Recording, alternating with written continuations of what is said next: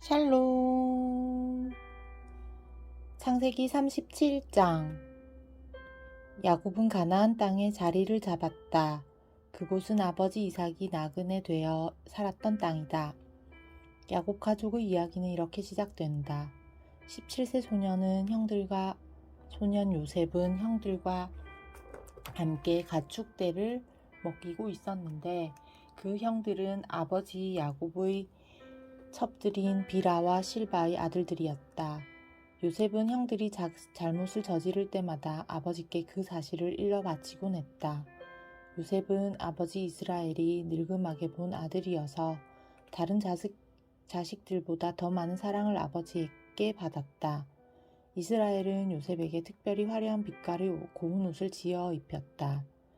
형들은 아버지가 자기들보다도 요셉을 더 아낀다는 사실을 알고는 동생 요셉을 미워했다. 그래서 형들은 동생 요셉에게 따뜻한 말 한마디라도 건네는 법이 없었다. 하루는 요셉이 꿈을 꾸었다.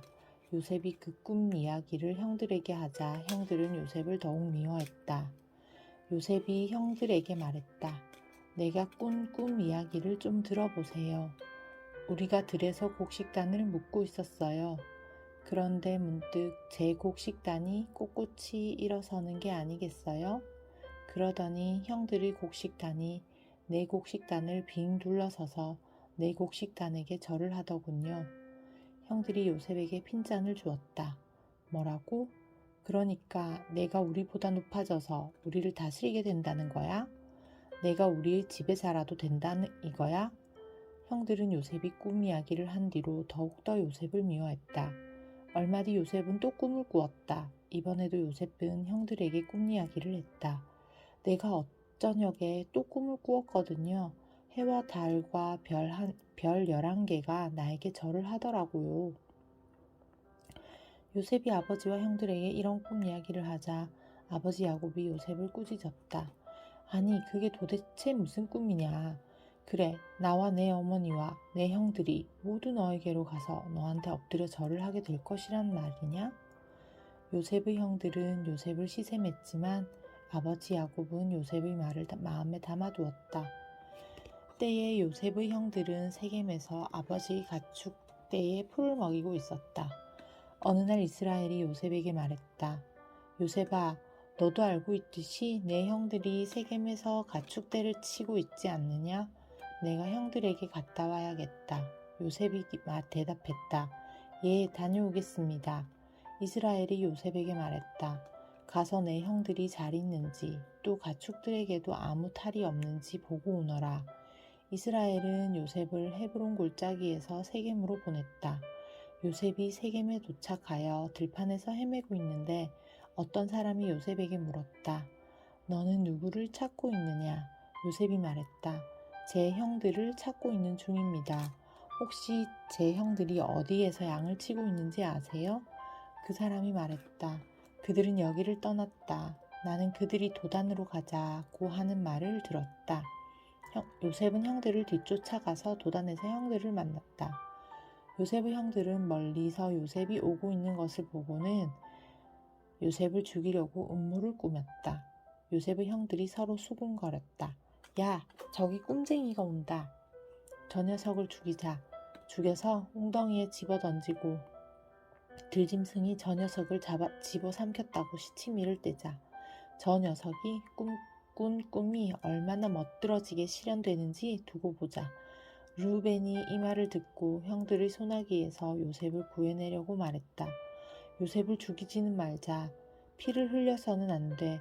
들판에 있는 웅덩이에 요셉을 집어 던져놓고 그냥 내버려 두자. 사실 르우벤은 어떻게든 요셉을 형들의 소나기에서 건져내어 아버지에게 다시 돌려보낼 요량이었다. 요셉이 형들에게 오자 형들은 요셉이 입고 있는 화려한 옷을 벗겼다. 그러고는 요셉을 끌고 가서 웅덩이에 집어 던졌다. 그곳은 물이 말라 있는 빈 웅덩이였다. 요셉의 형들이 둘러앉아 음식을 먹고 있는데 멀리서 이스마엘 사람들 한떼가 다가왔다. 그들은 장사꾼들로 낙타에 향료와 유향과 몰약을 싣고 길르앗에서 이집트로 가는 길이었다. 이때 유다가 형들에게 말했다. 우리가 동생을 죽여놓고 피 흘린 사실을 감춘다고 해서 무슨 이익이 있겠어? 차라리 그 아이를 이스마엘 상인들에게 팔아버리는 게 어때? 우리가 직접 손을 대지는 말자.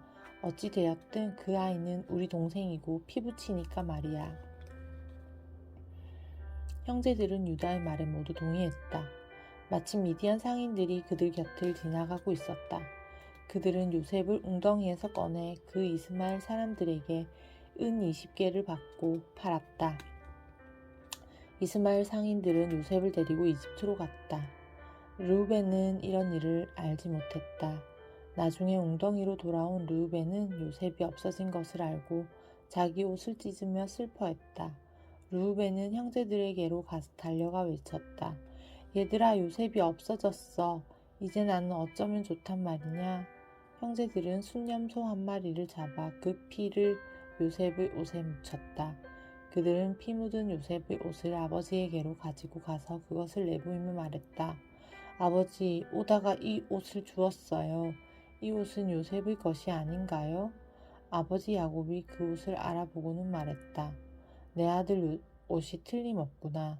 사나운 들짐승이 요셉을 집어삼킨 것이 분명해. 요셉이 들짐승에게 갈기갈기 찢겨 죽은 것이 틀림없어. 야곱은 자기 옷을 찢으며 괴로워했다. 굵은 베옷을 입고 요셉을 생각하면서 많은 날들을 울며 통곡했다. 야곱의 모든 아들, 딸들이 힘써 위로했지만 야곱의 귀에는 그런 말들이 전혀 들어오지 않았다. 아, 이렇게 울다가 차라리 내 아들이 있는 무덤으로 내려가는 편이 낫겠구나. 아버지는 잃은 아들을 생각하면서 서럽게 울었다. 미디안 사람들은 요셉을 파라오의 신하인 보디발에게 팔아넘겼다. 보디발은 왕실의 경호대장이었다.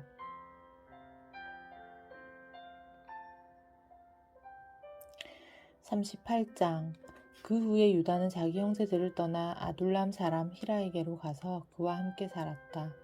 유다는 그곳에서 가나안 사람 수아의 딸을 만나 그녀와 결혼했다. 그녀가 임신하여 아들을 낳자 유다는 엘이라고 이름 지었다.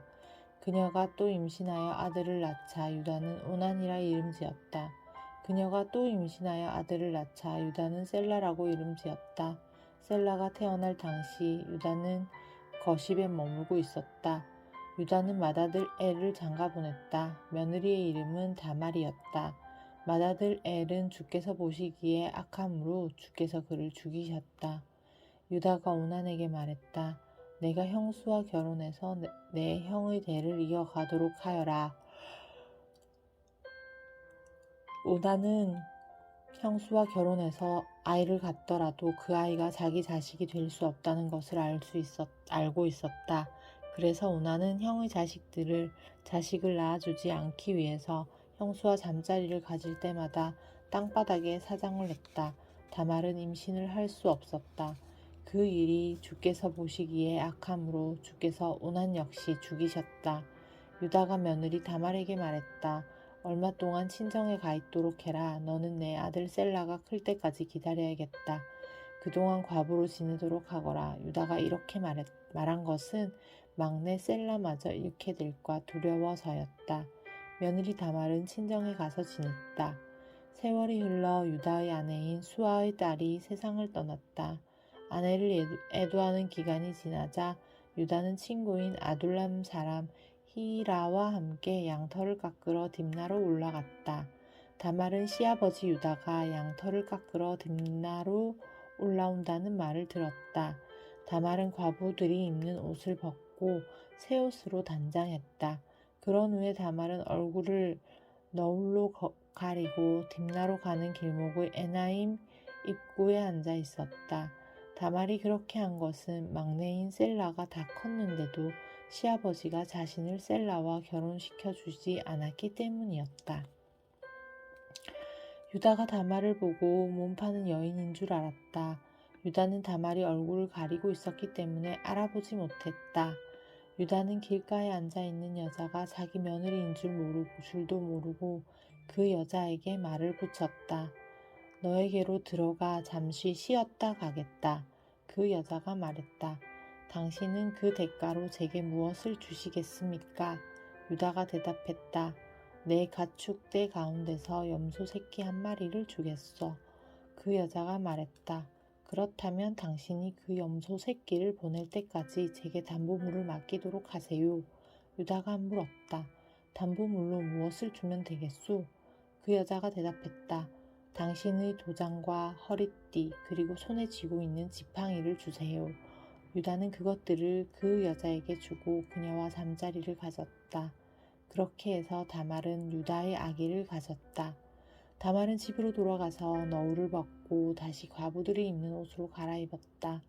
유다는 친구인 아둘람 사람 히라 편에 염소 새끼를 한 마리 보내 그 여자에게 주었던 담보물을 찾아오라고 일렀다. 하지만 히라는 그 여자를 찾을 수 없었다. 히라는 에나임 사람들에게 물었다. 이곳 길가에 앉아있던 몸 파는 여자는 어디 있소? 그들이 대답했다. 이곳에는 몸 파는 여자가 없소. 히라는 유다에게 돌아가서 말했다. 그 여자를 찾지 못했네. 그곳 사람들 말로는 거기에는 몸 파는 여자가 없다더군. 유다가 말했다. 하는 수 없지. 자칫하다가는 창피스러운 일이 되겠네. 난 분명히 염소 새끼를 보냈지만 자네가 그 여자를 찾지 못한 거네. 석 달쯤 지나서였다. 유다는 며느리 다말이 창녀짓을 했다는 소문을 들었다. 더구나 임신까지 했다는 것이었다. 유다가 말했다. 그 여자를 끌어내서 화형에 처하도록 하시오. 다말은 끌려나가면서 시아버지 유다에게 전가를 보냈다. 이 물건들의 임자가 저를 임신시켰습니다. 잘 살펴보십시오. 이 도장과 허리띠와 지팡이의 임자가 누굽니까? 유다가 그 물건들을 알아보고 말했다. 그래, 그녀가 나보다 옳다. 내가 그녀에게 셀라를 주지 않았기 때문에 그녀가 그런 짓을 한 것이다. 그 뒤로 유다는 다시는 다말과 잠자리를 가지지 않았다. 다말이 해산할 때가 되었다. 그녀의 태 안에는 쌍둥이가 들어있었다. 다말이 몸을 푸는데 아기의 팔 하나가 먼저 나왔다. 산파는 얼른 진홍색 실을 그 아이의 팔에 묶으며 말했다. 이 아이가 맞이야. 그런데 그 아이의 손이 다시 안으로 들어갔다. 그러더니 다른 아이가 먼저 나왔다. 산파가 말했다. 아니 어쩌자고 내가 먼저 밀치고 나오는 거야. 그래서 그 아이 이름을 베레스라고 지었다. 뒤이어 팔에 진홍색 실을 맨 아이가 나오자 그 아이 이름을 세라라고 지었다.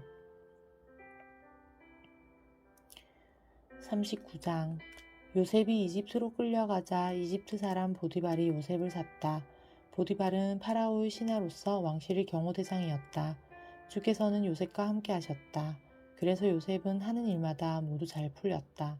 요셉은 자기 주인 이집트 사람 보디발의 집에서 살았다.